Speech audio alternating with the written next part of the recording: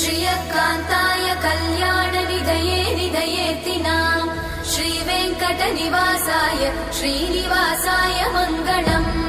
लक्ष्मी सविभ्रमालोकसुभ्रूविभ्रमचक्षुषे चक्षुषे सर्वलोकानां वेङ्कटेशाय मङ्गलम्। श्रीवेङ्कटाद्रिशृङ्गाग्रमङ्गलाभरणाङ्गये मङ्गलानां निवासाय श्रीनिवासाय मङ्गलम्। सर्वावयव सौन्दर्य सम्पदा सर्वचेतसां सदा सम्मोहनायास्तु वेङ्कटेशाय मङ्गलम्।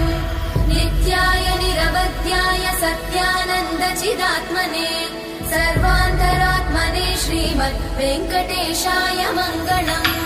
स्वतः सर्वविदे सर्वशक्तये सर्वशेषिने सुलभाय सुशीलाय वेङ्कटेशाय मङ्गलम्।